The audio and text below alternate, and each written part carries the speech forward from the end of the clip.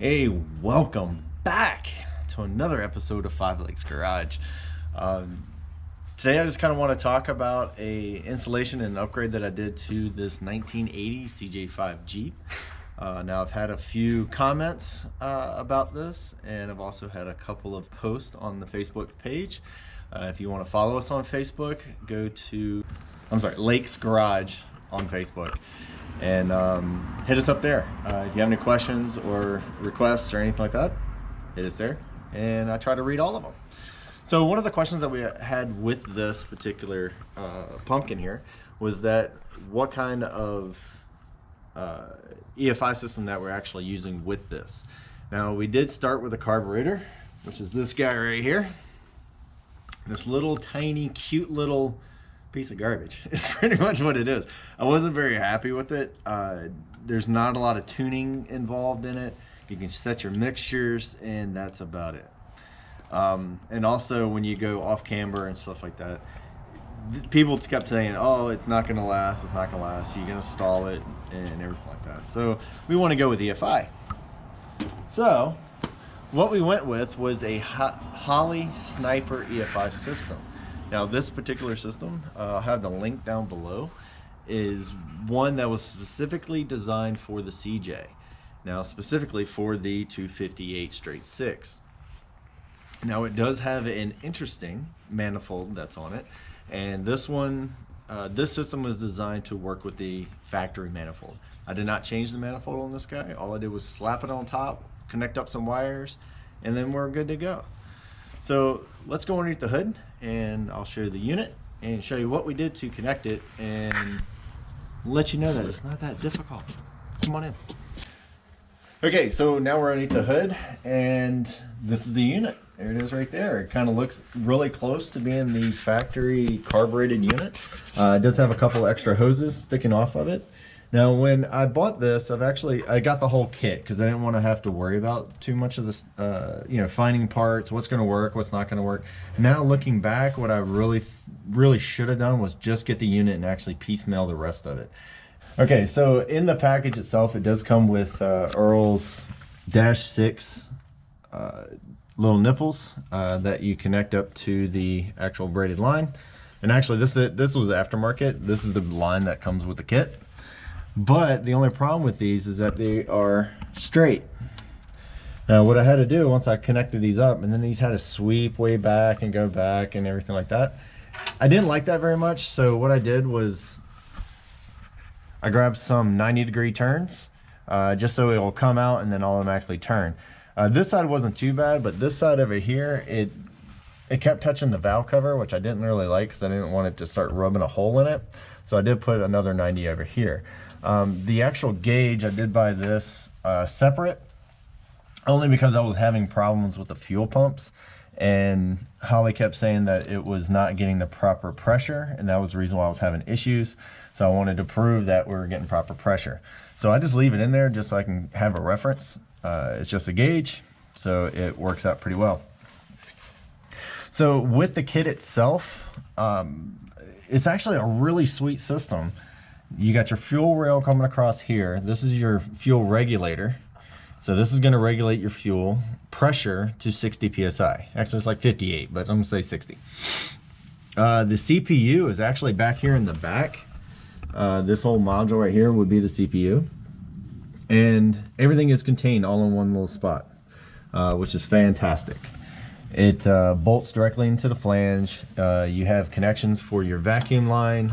So one of these goes to my vacuum advance to the distributor. This other one is to the charcoal canister. But everything is up there that you're actually going to need. And the only thing you really need to adjust up here would be your screw right here. And this one right here will actually control your idle. So right now I have it set to, I think, 800 or 900 RPM.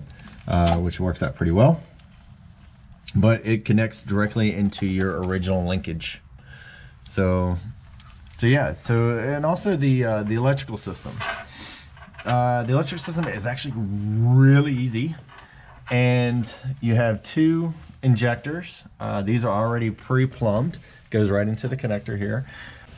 Anyway, all right, so you have the wires here. This all comes in a bundle. I just have it tie wrapped over to the side to try to clean it up just a little bit. But it comes with waterproof connectors. There's also a relay, which is up here on the side, that will operate your fuel pump. The only electrical connections that you really need would be your hot 12 volt, goes directly to the battery. Also you need your ground, also directly to the battery. Just don't find a ground. It needs to have a really good ground. So connect that directly to the battery.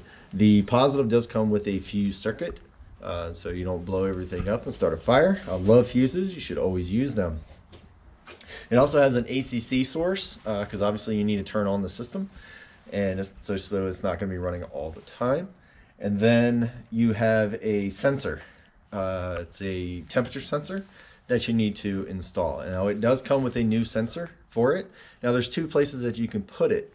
One is back here in the back, and this one right here is actually the factory sensor for the temp. There's some other places along the head that you can put the new sensor on there. I did find one that was actually on the side of the block. I haven't had any problems with it being there, so it was just an empty port. I put it in there. It seems to work fine. And the other wire that you have is for your fuel pump. It's usually a 10 gauge wire. It goes all the way back to the back. I believe it was the blue wire, and it comes right off of that relay, so that a fuel pump is going to draw way too much amperage for any other, like a switch or something like that. So you got to use a relay. So the main issues I had with the fuel pumps themselves is that the first one they sent, well, I'll tell you what, let's go in the back and I'll show it to you. Let's go. All right, so I did, like I said before, I did get the entire kit. I believe it was about 1,200 bucks for that. If you just go with the unit itself, it's about $1,000. So the upgrades that I did to it, it did cost me money, but it cost me on top of that 1,200. And basically all I did was replace a lot of the parts that they sent in anyway. Replace the AN fittings. Also replace the fuel pump a few times. And this is the fuel pump that they sent out in the kit. Now I looked up the part number on there just so I can get some more information about it. It's just a cheap knockoff. It is made overseas, and it's just a cheap knockoff. So I kind of figured that the pump was the problem. I talked to Holley. Holley kept, of course, they asked you all the same questions. Is it below the tank? Are you feeding it through gravity, or is it trying to pull it? Now this is a pump, not a sucker.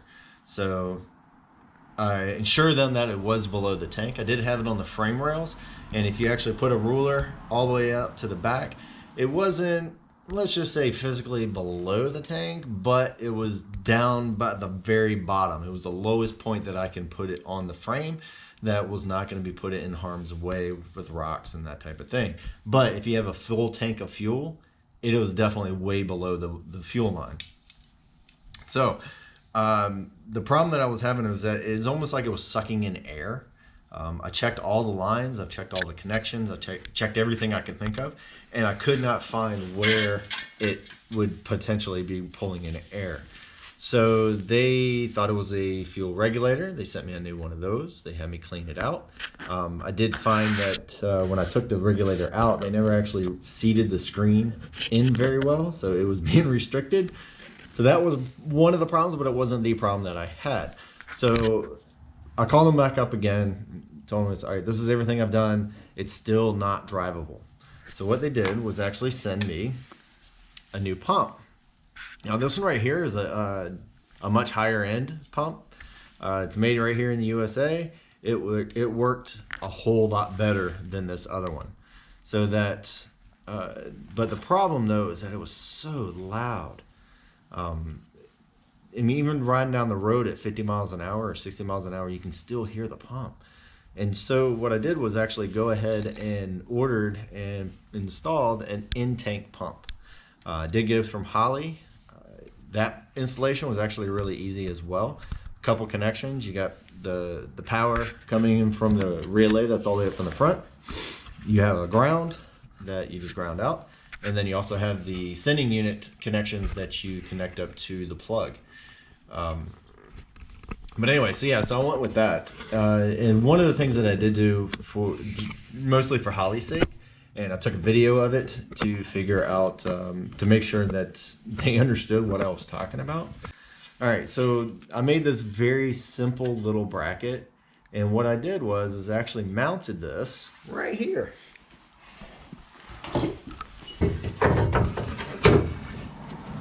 All right, so they could not tell me that it was not mounted below the tank.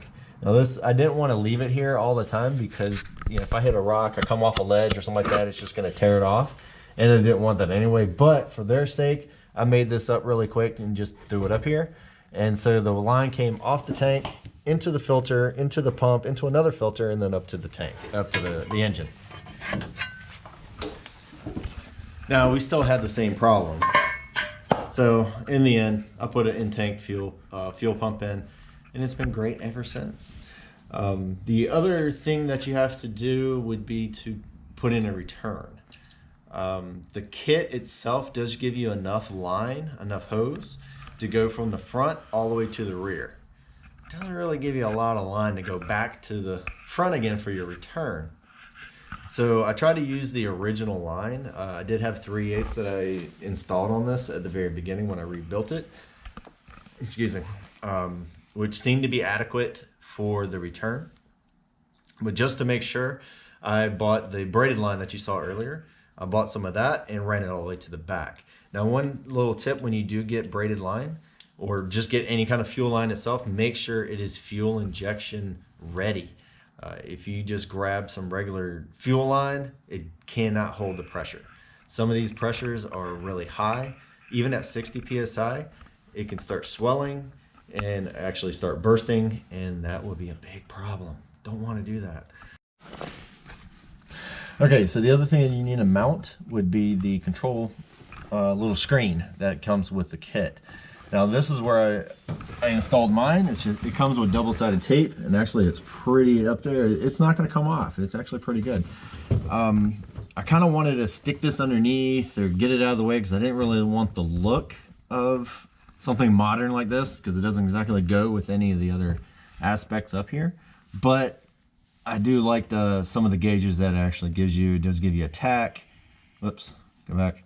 It gives you a tack. It gives you your air-fuel ratio, your temperature, your battery. It gives you everything. So I went ahead and mounted it right here. Now, the good thing about having, here, I'll tell you what, I'll turn the key, and now listen to the fuel pump. And this is one that's in the tank and it's full of fuel. That's loud, but I live with it. It's fine. It's so much better than the other one. So let's crank her up and see how easy it is to crank.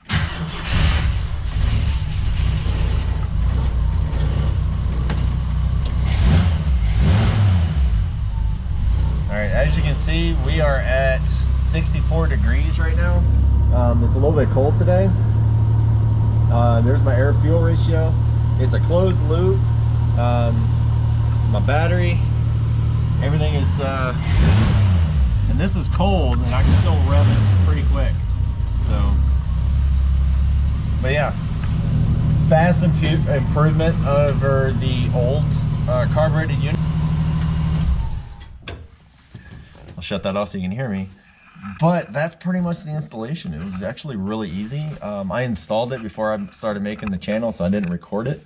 If you have any questions, I'll try to answer as much as I can about it. If need be, I'll make another video, maybe go into a little bit more detail. But just follow the instructions. They're actually really good and very self-explanatory. The only problem is just getting over the cost of the actual EFI system itself. But if you look at taking some of the old school ways, it's actually pretty cost effective. For $1,000, you turn the key, it starts. If you're up on an angle, it'll still run.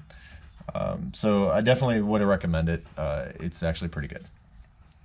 But anyway, so go ahead and if you feel like getting it, go ahead and get it, install it. I got faith in you. I'm pretty sure you can actually get it done.